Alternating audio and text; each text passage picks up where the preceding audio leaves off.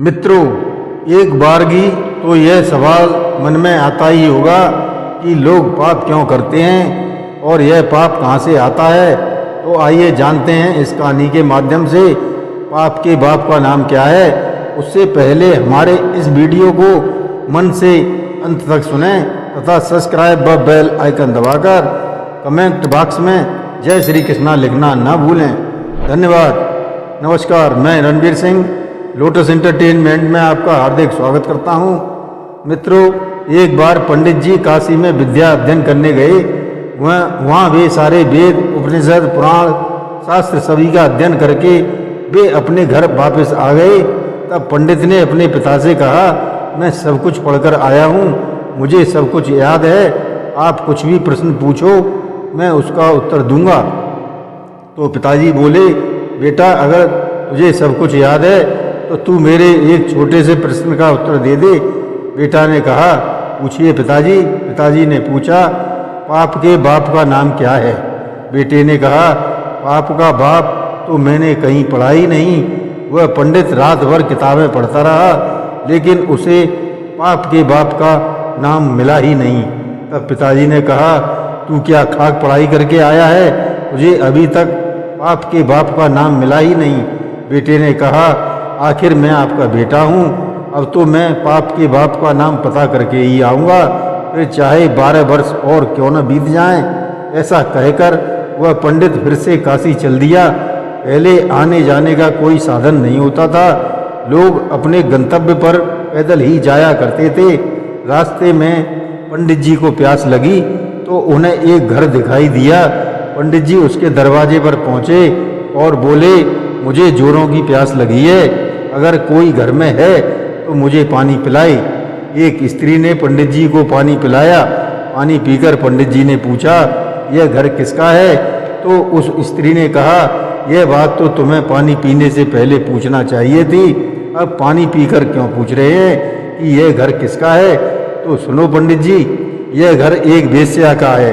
यह सुनकर पंडित जी ने अपने कान पकड़े और कहने लगे, शांतम पापम शांतम पापम, मेरे द्वारा पाप हो गया है, मैंने एक वेश्या के घर का पानी पी लिया, पाप का बाप तो मिला नहीं लेकिन एक पाप और हो गया है।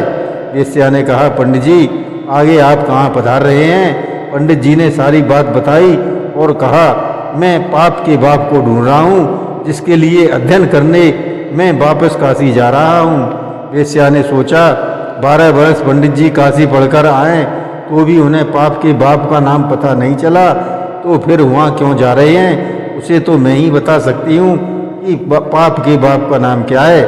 तब वेश्या ने युक्ति से बताया, सीधे सीधे नहीं, पंडित जी आप जाएं लेकिन थके हुए लगते हैं और फिर आप काफ़ी दूर से आ रहे हैं और भोजन भी करना है, आप थोड़ी देर आराम करें, तब तक मैं आपके लिए भोजन बनाए देती हूँ, फिर भोजन करके पधारें।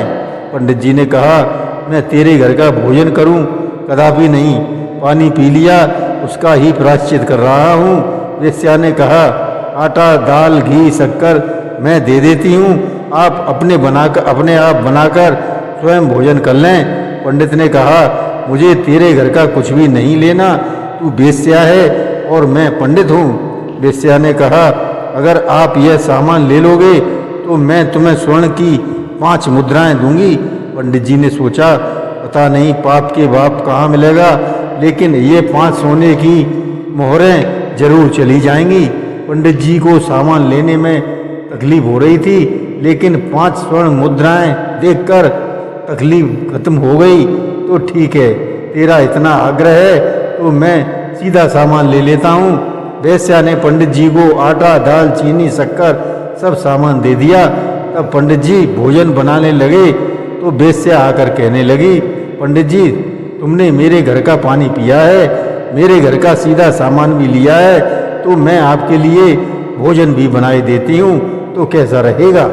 ज़्यादा मत बोल, तेरे घर का सीधा सामान ले लिया है, यही बहुत है, तेरे हाथ का बना भोजन मैं नहीं कर सकता। चिंता मत करो पंडित जी, मैं तुम्हें 5 सोने की मोहरें और दूंगी।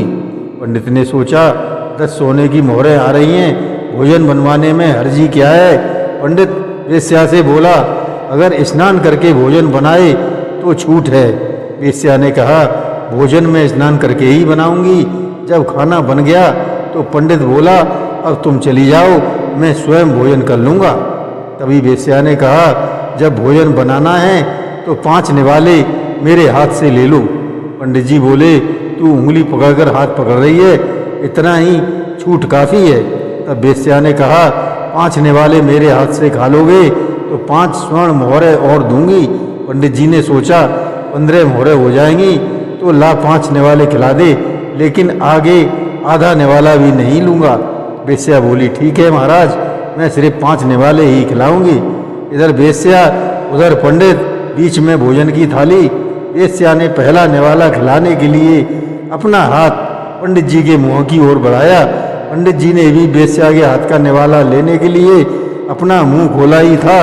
जैसे ही पंडित जी ने वेश्या के निवाला हाथ में लेने वाले थे, तभी वेश्या ने पंडित के गाल पर एक जोरदार तमाचा मारा।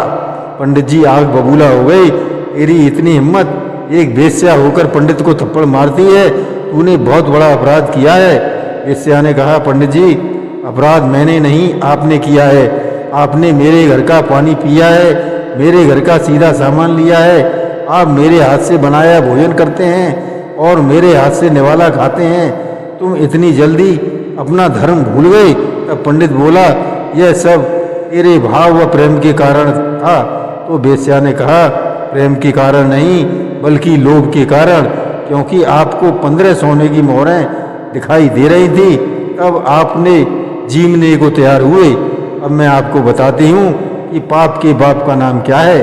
तो पंडित जी, पाप के बाप का नाम है लोभ। यह सुनकर पंडित की आंखें खुल गईं और वेश्या के चरणों में गिरकर बोला, आप वेश्या नहीं, आप तो मेरी गुरु निकली।